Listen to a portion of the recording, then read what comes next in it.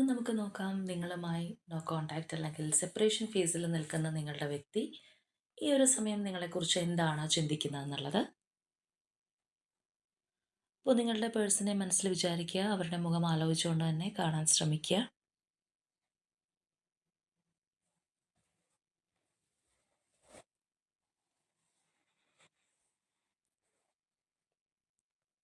Okay, നമുക്ക് നോക്കാം.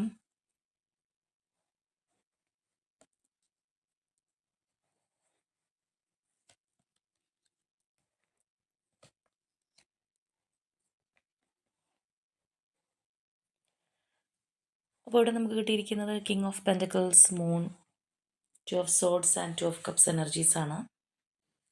ഇവിടെ നിങ്ങളുടെ വ്യക്തിക്ക് ഒരു സ്റ്റക്നെസ് ഉള്ളതായിട്ട് നമുക്ക് കാണാം. ഈ ഒരു പേഴ്സൺ കുറച്ചൊരു ഈഗോയിസ്റ്റിക് ആയിട്ടുള്ള സ്റ്റബേൺ ആയിട്ടുള്ള ഒരു വ്യക്തിയായിരിക്കും.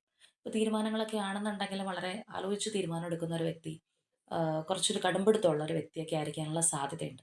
പക്ഷേ അങ്ങനെയുള്ള ഒരു മനസ്സ് അവർക്ക് ഉണ്ടെന്നുണ്ടെങ്കിൽ പോലും നിങ്ങളോടുള്ള സ്നേഹത്തിന് മുന്നിൽ ഈ ഒരു പേഴ്സണ് പിടിച്ചു നിൽക്കാൻ കഴിയുന്നില്ല എന്നുള്ളത് നമുക്കിവിടെ കാണാം. അപ്പോൾ തീർച്ചയായിട്ടും ഈ ഒരു പേഴ്സൺ ഒരു സ്ട്രോങ് റീയൂണിയൻ നിങ്ങളുമായിട്ട് നല്ലതുപോലെ ആഗ്രഹിക്കുന്നുണ്ട്. അവരുടെ ഈഗോ അല്ലാന്നുണ്ടെങ്കിൽ അത്തരത്തിലുള്ള കാര്യങ്ങളേക്കാൾ മുകളിലാണ് നിങ്ങളോടുള്ള ഒരു സ്നേഹം അല്ലെങ്കിൽ ഇമോഷൻസ് എന്നുള്ളത് അവർ ഈ ഒരു സമയം തിരിച്ചറിയുന്നുണ്ട് എന്നുള്ളതാണ്. ഇപ്പോൾ മറ്റെന്തെങ്കിലും കാര്യങ്ങൾക്ക് വേണ്ടി നിങ്ങളിൽ നിന്ന് മാറി നിൽക്കുന്ന ഒരു പേഴ്സൺ ആണെന്നുണ്ടെങ്കിൽ പോലും തീർച്ചയായിട്ടും നിങ്ങളുടെ ചിന്തകൾ അവരെ ഒരുപാട് അസ്വസ്ഥമാക്കുന്നുണ്ട്. അവർക്ക് നിങ്ങളെ ഒരുപാട് മിസ് ചെയ്യുന്നുണ്ട് എന്നുള്ളത് നമുക്കിവിടെ കാണാം.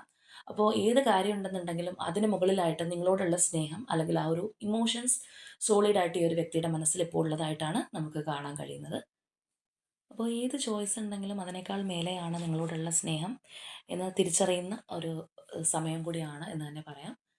അപ്പോൾ തീർച്ചയായിട്ടും ഈ ഒരു പോസിറ്റിവിറ്റി അക്സെപ്റ്റ് ചെയ്യാനായിട്ട് യൂണിവേഴ്സിനോട് ഈ ഒരു എനർജി ക്ലെയിം ചെയ്യാം.